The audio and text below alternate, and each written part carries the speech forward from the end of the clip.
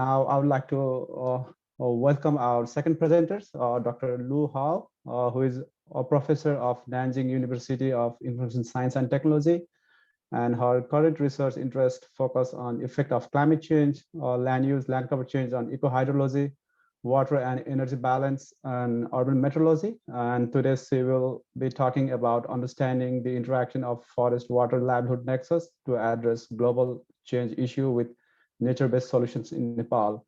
So time is your Dr. Hall. Okay. Just a moment. Okay. Can you see the PowerPoint? Yes. Oh, okay.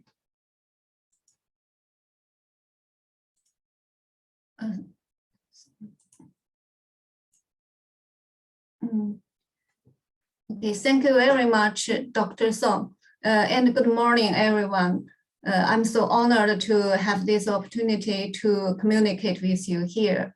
And my topic is understanding the interactions of forestry, water livelihood nexus to address global change issues with nature-based solutions in Nepal.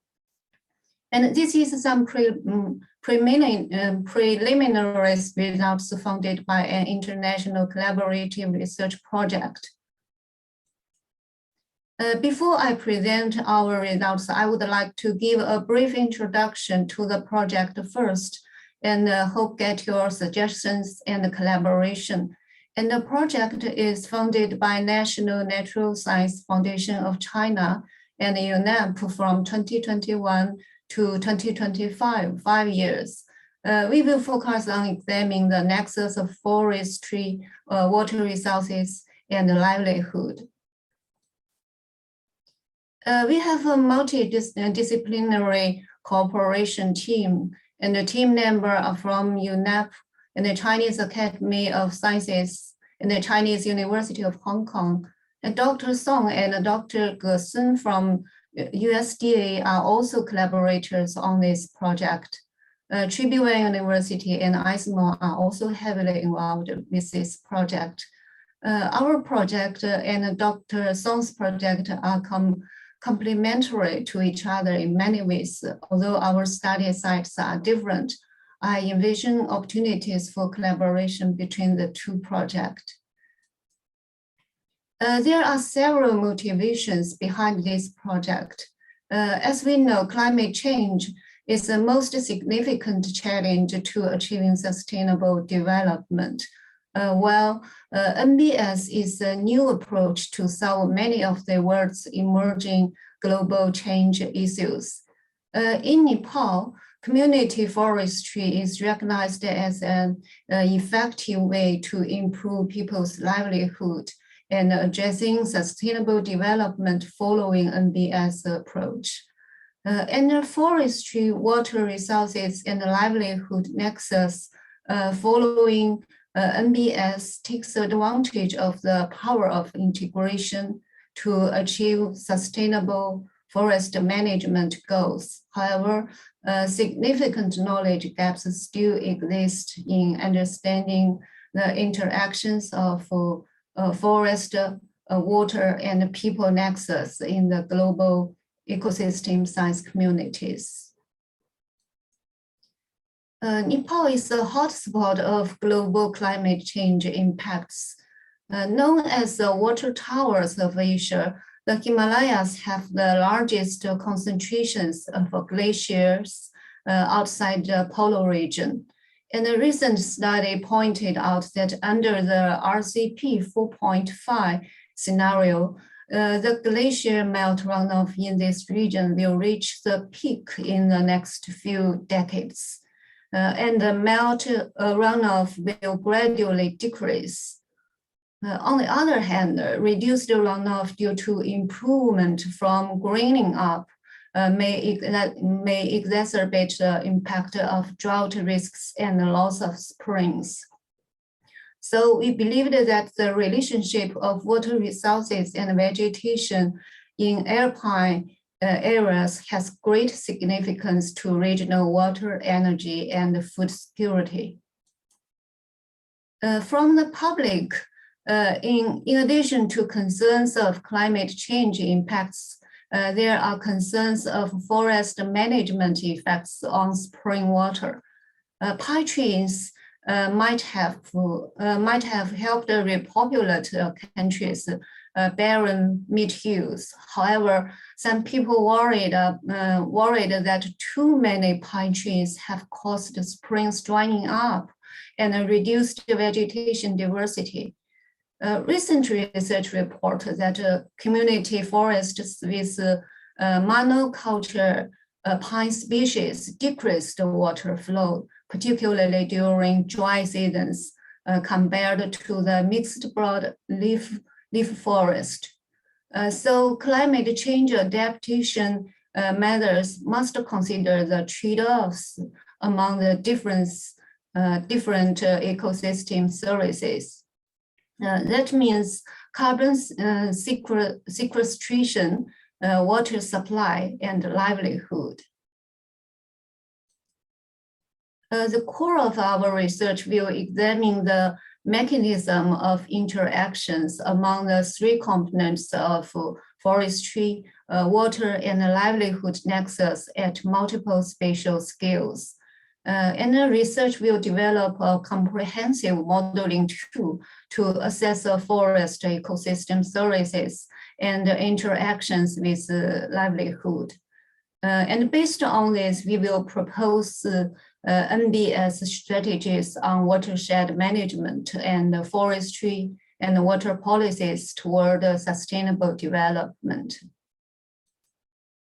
The project will focus on three areas.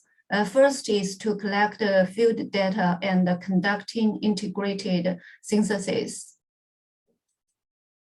Based on the targeted scientific issues, we carry out our study at different spatial scales. That means from small watershed to sub-watershed and to large watershed to national scale.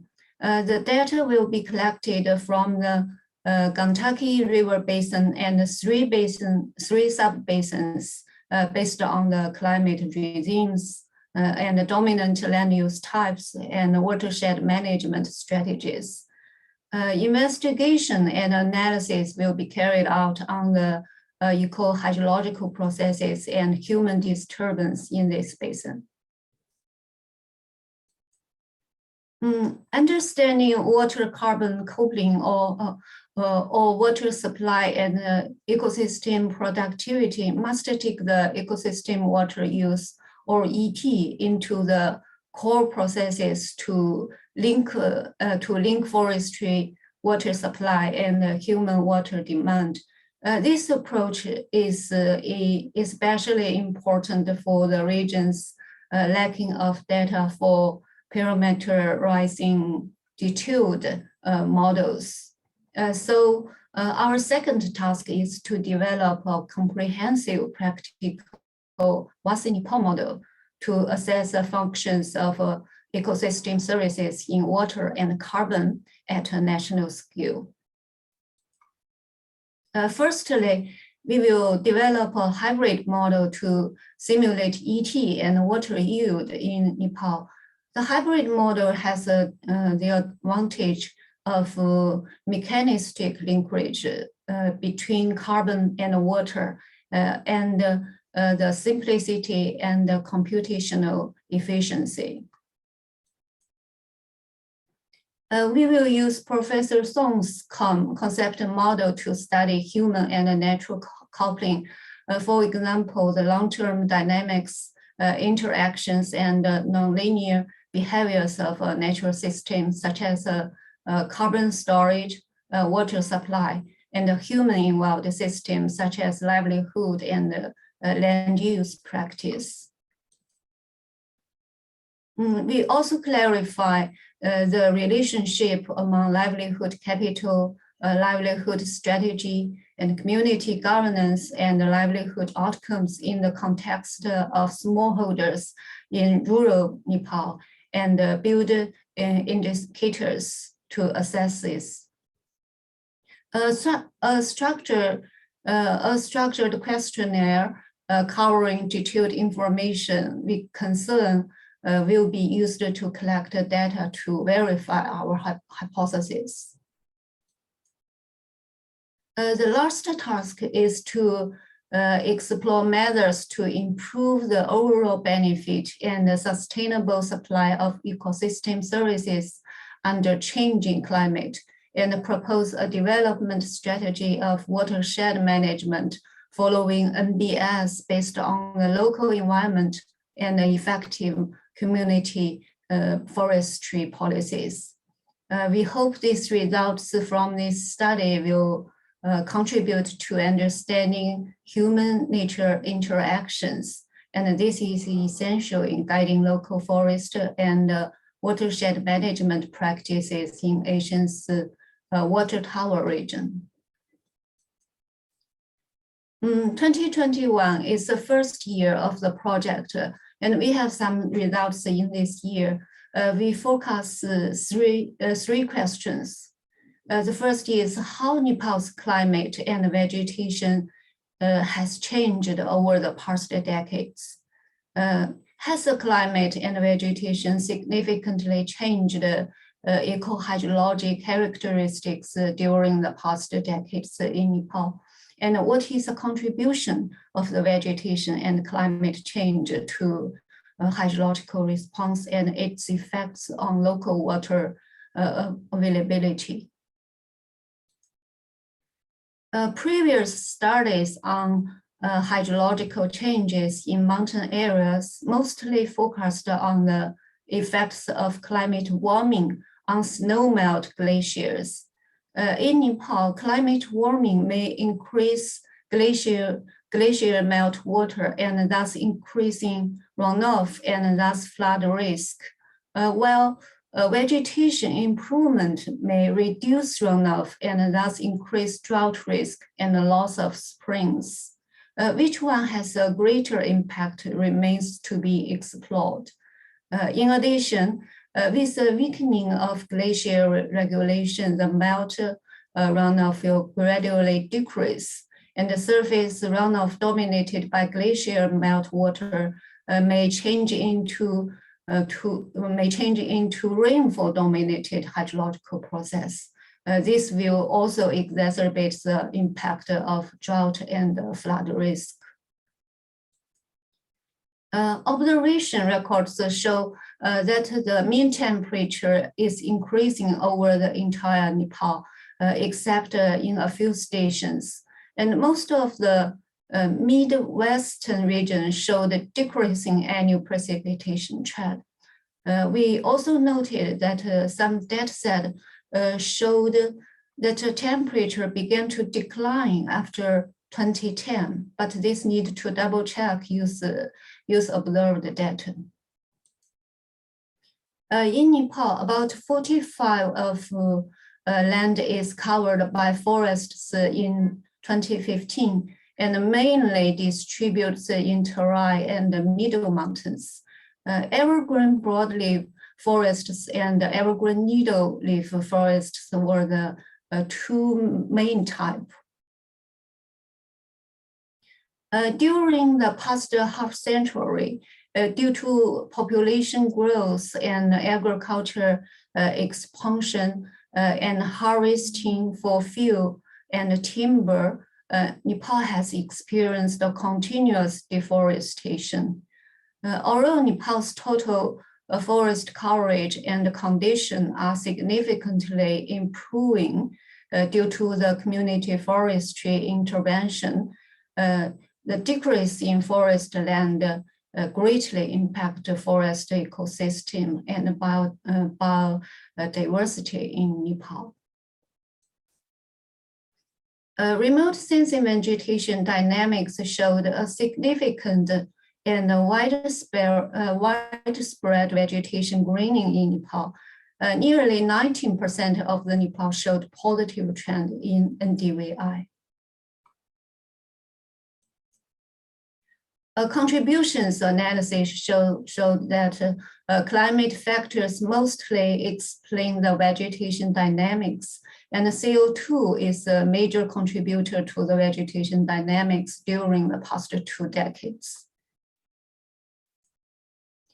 We used different ET dataset to identify ET dynamics, including vegetation-based ET model and the surface energy balance ET model and our CCW WASI model.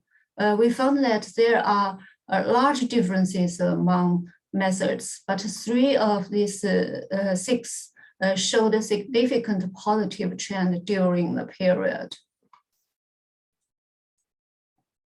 Remote sensing ET and LAI with different land cover types showed that most land covers increasing area, and some areas increased and some areas decreased in ET, suggesting climate is a driver. That means ET changes depend on vegetation, potential ET, and precipitation. Our model simulation revealed that the increased trend of ET was mainly induced by vegetation greening, while the interannual change of ET was dominated by climate factors. We further checked the remote sensing data. The ET, PET, and precipitation trends showed that increasing ET cannot be explained by PET or precipitation, while the decreasing ET is related to less precipitation or lower PET, but this needs to be further validated using local weather observation record. However, ET and LAI correlations showed that increasing ET can be explained by LAI. We found that in the area with significant increasing ET, the correlation between ET and LAI is significant positive. And this significant positive correlation is mainly after 2010 and located in the Middle Mountains and the Terai. So remote sensing data also confirmed that the increased trend of ET was mainly induced by vegetation greening. Our downscaled climate projections and extremes in Nepal showed that temperature will continue to increase and precipitation will likely increase too. There is a significant increase in PET in the Gandaki Basin, and the drought index in the Gandaki Basin will decline. That means the climate in this basin will change from humid to dry, and with the frequency of droughts will increase by about 30%. Well, that is the end of my presentation. I'd like to quickly summarize the main points. A significant and widespread vegetation greening was observed in Nepal, and modeling and remote sensing data both showed that an increased trend of ET was mainly induced by vegetation greening, while the interannual variation of ET was dominated by climate factors. The effect of vegetation change on ET and thus on water supply may be as important as that of glacier melt. And these are only preliminary results, and the next work needs field eco-hydrological data to parameterize and validated models. And collaboration is also needed to fully understand water, forest, and livelihood interactions. And thank you for your attention. Welcome questions.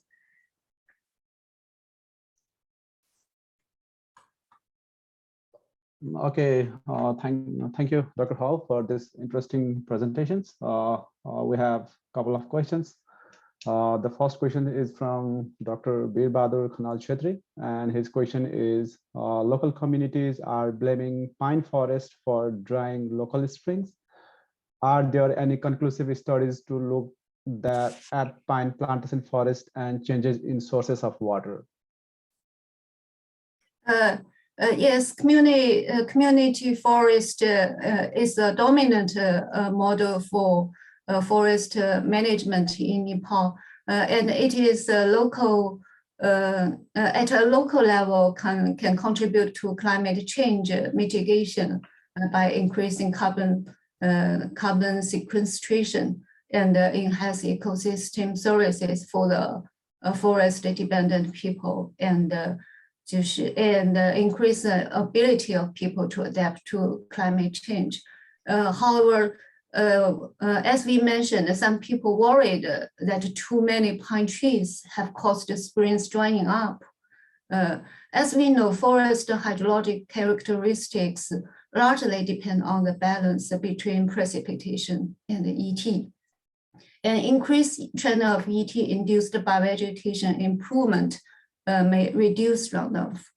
So the loss of water through ET is the most important factor in predicting stream flow.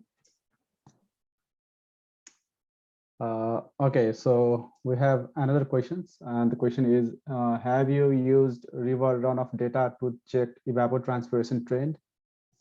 And this question is from Ming, Dr. Ming. Sorry? Have you used river runoff data to check evapotranspiration trend? Evapotranspiration trend. Did you use river runoff data to check evapotranspiration trend?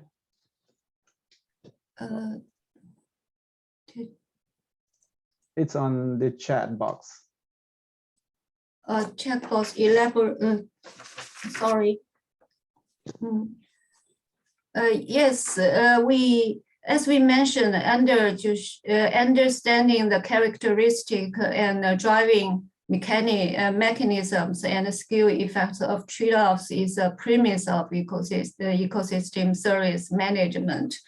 And understanding water carbon coupling or water supply and ecosystem productive must take the existing water use or ET into the core process to link forestry and water and human water demand. So better models are needed to evaluate water balance and carbon balance.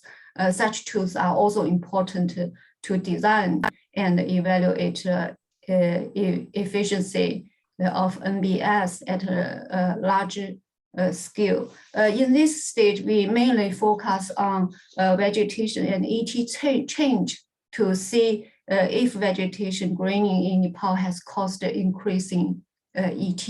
And our preliminary results confirmed this point. And maybe in the future, we will use more model to test our hypothesis. So we have another questions in Q&A box from Dr. Erin, and the question is, did you examine whether changes in leaf area index are themselves related to change in precipitations?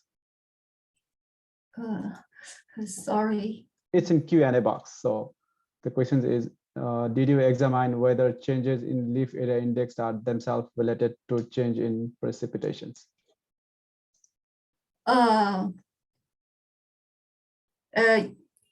Yes, yes.